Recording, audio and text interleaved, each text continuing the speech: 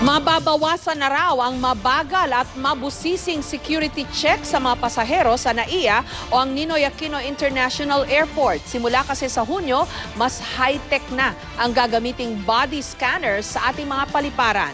Live mula sa Quezon City, may report si Mariz Umali. Mariz? Jessica, mas mabilis, mas epektibo at mas iwas panganib sa ating kalusugan. Ito raw mga aasahan sa mga full body scanner na nakatakdang ilagay sa lahat ng terminal ng NAIA simula sa susunod na buwan. Sa pagpasok pa lang sa terminal ng paliparan, SOP na ang idaan ng mga bagahe sa X-ray habang ang mga pasahero kailangan dumaan sa metal detector of frisking. Oras na tumunog, may kap-kap pang kasunod. Pagdating sa final screening, isa pang X-ray at metal detector muli ang daraanan ng kapwa bagahe at pasahero. Wala naman daw kaso dahil lahat para naman umano sa kaligtasan at seguridad ng mga pasahero. Itinakda rin ng International Civil Aviation Organization na SOP ang pag-uulit ng mga security check. Pero simula raw sa susunod na buwan, mas mababawasan na ang pagkapkap sa mga pasahero at di na lang metal o bakal ang matutukoy sakaling bit-bit ito ng pasahero. Mas high-tech na raw kasi ang mga full body scanner o Eco Portal system na ilalagay sa lahat ng terminal ng NAIA simula ngayong Hunyo. 14 na full body scanner ng Smiths Detection na nagkakahalaga ng mahigit 149 million pesos ang bahagi ng unang phase.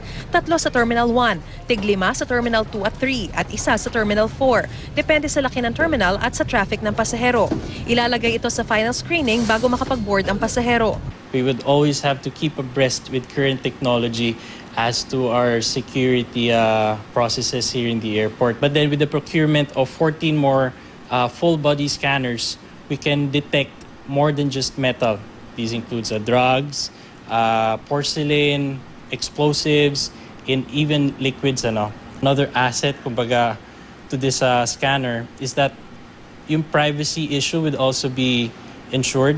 Kung sa metal detector dadaan ka lang, sa full body scanner kailangan itaas ang dalawang kamay at umikot ng 360 degrees. Sa pamamagitan ng mga harmless millimeter waves na tatalbog sa katawan, makikita na security personnel ang outline ng katawan at matutukoy ang mga kahinahinalang bagay na nakatago sa katawan.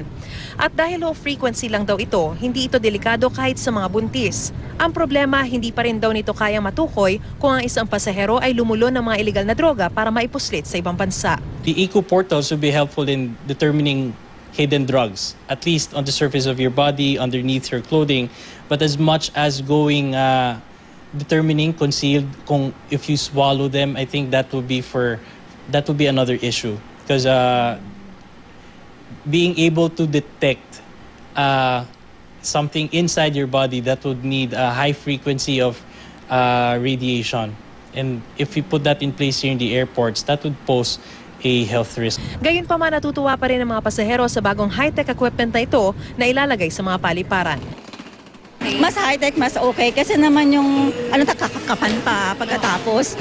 Medyo, ewan ko lang pero mas gusto ko yung yung nakikita lahat, para sa safety na din ng mga travelers. Okay po yung gano'n. At least mababawasan po yung, yung mga makakalusot ng mga ibang bagay na makakasakit sa mga pasahero, ganyan, di ba? Tsaka yung ibang pwedeng magdulot ng abala, di ba?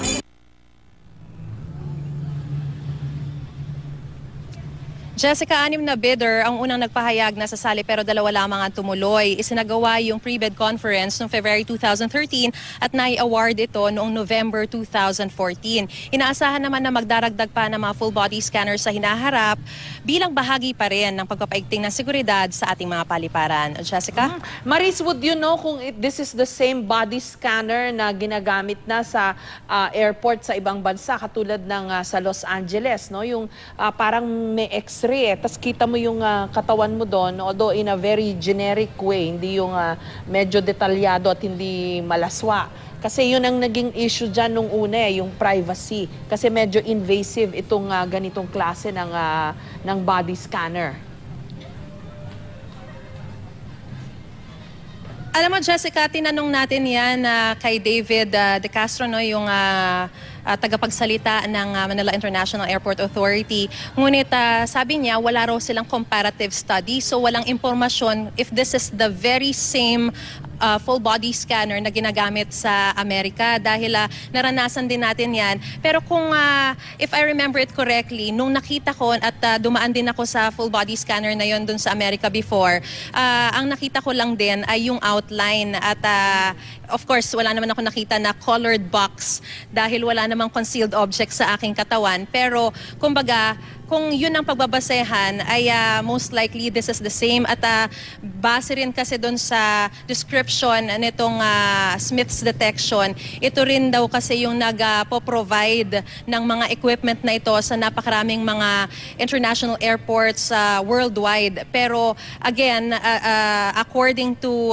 David De Castro, wala silang comparative study, so hindi niya talaga ma-confirm if this is the very same full body scanner na ginagamit din sa iba't ibang mga airport na merong ganito, Jessica. Pero just to manage expectations tungkol dyan, no, may abala pa rin yun eh. Kasi mahaba pa rin yung pila and then marami pa rin gwardya dun sa mga airports ng Amerika na meron yan. So, kasi baka isipin, mas madali na, wala nang kapkapan. Hindi ho, medyo may abala pa rin yan kahit na full body scanner yan. Maraming salamat sa'yo, Maris Umali.